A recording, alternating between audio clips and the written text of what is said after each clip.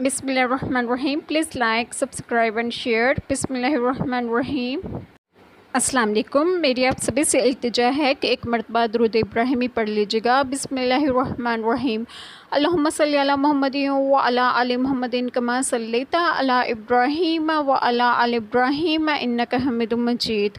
اللہم بارک علی محمد وعلی آل محمد کما بارکت علی ابراہیم وعلی آل ابراہیم انک حمید مجید.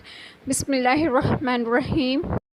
بہرے گونگے اندھے تو وہ پھر آنے والے نہیں، یا جیسے آسمان سے اترتا پانی کہ اس میں اندھیریاں ہیں اور گرج اور چمک. اپنے کانوں میں انگلیاں ٹھونس رہے ہیں کڑک کے سبب موت کے ڈر سے، اور اللہ کافروں کو گھیرے ہوئے ہے. بجلی یوں معلوم ہوتی ہے کہ ان کی نگاہیں اچک لے جائے گی. جب کچھ چمک ہوئی اس میں چلنے لگے، اور جب اندھیرا ہوا کھڑے رہ گئے. اور اگر اللہ چاہتا تو ان کے کان اور آنکھیں لے جاتا. بے شک اللہ سب کچھ کر سکتا ہے. اے لوگو، اپنے رب کو پوجو جس نے تمہیں اور تم سے اگلوں کو پیدا کیا، یہ امید کرتے ہوئے کہ تمہیں پرہیزگاری ملے، اور جس نے تمہارے لیے زمین کو بچھانا اور آسمان کو عمارت بنایا اور آسمان سے پانی اتارا تو اس سے کچھ پھل نکالے تمہارے کھانے کو، تو اللہ کے لیے جان بوجھ کر برابر والے نہ ٹھہراؤ. بسم اللہ الرحمن الرحیم. آج جو بات میں آپ لوگوں سے ڈسکس کروں گی وہ یہ ہے کہ اس آیت میں الناسوں سے یا صحابہ کرام مراد ہیں یا مومنین، کیونکہ خدا شناسی، فرمان برداری اور عقبیت اندیشی کی بدولت وہی انسان کہلانے کے مستحق ہیں. مسئلہ ایمان لاؤ جیسے اور لوگ ایمان لائے ہیں. اس سے ثابت ہوا کہ صالحین کے اتباع محمود و مطلوب ہے. مسئلہ یہ بھی ثابت ہوا کہ اہل سنت حق ہے، کیونکہ اس میں صالحین کا اتنا ہے. باقی فرقے صالحین سے منحرف ہیں، لہٰذا گمراہ ہیں. زندیق وہ ہے جو نبوت کا اقرار کرتا ہو، شاعر اسلام کا اظہار کرے اور باطن میں ایسے عقیدے رکھے جو بالانفاق کفر ہوں. یہ بھی منافقوں میں داخل ہے. اس سے ظاہر ہوا کہ صالحین کو برا کہنا اہل باطل کا قدیم طریقہ ہے. استغفر اللہ. آج کل باطل فرقے بھی پچھلے بزرگوں کو برا کہتے ہیں، جن میں روافض، خلفائے راشدین اور بہت سے صحابہ کرام کو کہا جاتا ہے. وہابیہ بکثرت اولیاء و مقبولان بارگاہ کو، مرزائی انبیاء سابقین تک کو، چکڑالی صحابہ محدثین کو، ہنجیری تمام اکابر دین کو برا کہتے ہیں اور زبان تن دراز کرتے ہیں. اس آیت سے معلوم ہوا کہ یہ سب ایک گمراہی میں ہیں. اس میں دیندار عالموں کے لیے تسلی ہے کہ وہ گمراہوں کی بدزبانیوں سے رنجیدہ نہ ہوں، بلکہ وہ سمجھ لیں کہ یہ اہل باطل کا قدیم دستور ہے. منافقین کی بدزبانی پہلے مسلمانوں کے سامنے نہ تھی، بلکہ وہ کہتے تھے کہ ہم مومنین میں سے ہیں، مگر اللہ تعالیٰ نے ان کا پردہ فاش کر دیا. اب بھی ایسا ہی ہے.